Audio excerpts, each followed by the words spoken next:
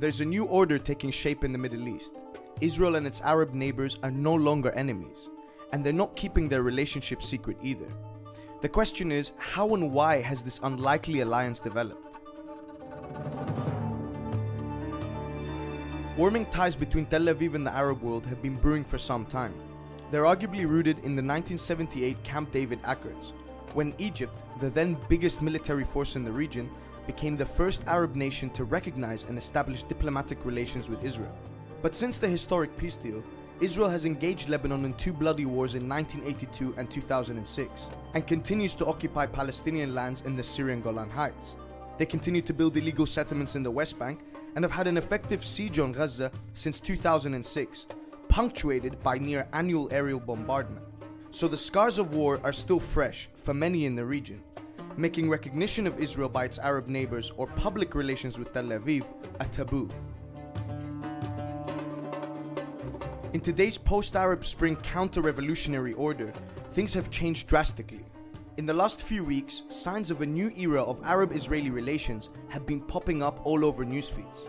On October 25th, Israeli Prime Minister Benjamin Netanyahu visited Oman for high-profile talks with Sultan Qaboos bin Said.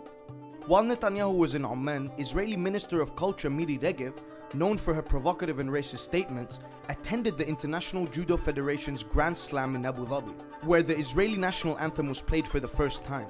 She was later welcomed by local officials and given a tour of the Sheikh Zayed Grand Mosque. On October 29th, Israeli Communications Minister Ayub Kara also attended a conference in Dubai. And it's not only high-profile meetings, it's public statements and deals. Bahraini Foreign Minister Yusuf bin Alawi recently said, quote, "I will say this for the first time.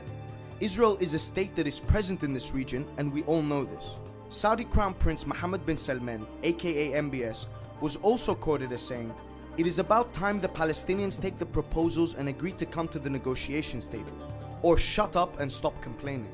Reports have also indicated that Saudi Arabia purchased more than $250 million worth of spy equipment from Israel, in addition to buying an Israeli Iron Dome defense system to shield itself against Houthi rebel missile attacks. The upsurge in economic ties is set to increase, as Tel Aviv has also been public about plans to build a railway connecting the Gulf with Israel, dubbed the Hejaz Railway Track. So what has brought about this new order?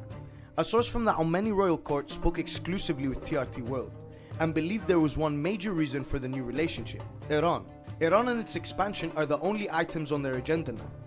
Ties with Israel are for sharing intelligence and cooperating militarily against Iran. This is in keeping with a wider regional shift towards confronting Iran's broadening reach, reflected in the many proxy wars being fought across the Middle East in Yemen, Syria and Iraq, and the support of militants such as Hezbollah in Lebanon. Saudi Arabia, specifically MBS, has been the loudest in opposing this Iranian influence. MBS has even said Iran's supreme leader makes Hitler look good. Because he wants to expand. He wants to create his own project in the Middle East, very much like Hitler, who wanted to expand at the time. The UAE's ambassador to the US also considers the Iranian threat to be, quote, existential. This, of course, mirrors the many times Israel has complained of the threat Iran has posed. And as they say, the enemy of my enemy is my friend. But Iran isn't the only factor uniting Israel and its Arab neighbors. They are both critical of Qatar for its support of Hamas, the Muslim Brotherhood, and its state media network Al Jazeera. They also both back Jared Kushner's Palestine deal, with countries like Saudi Arabia putting pressure on the Palestinian leadership. And so relations that were once defined by secrecy and taboo are now becoming normalized. The question is, will there be a public backlash within the region and across the Muslim world to this new order?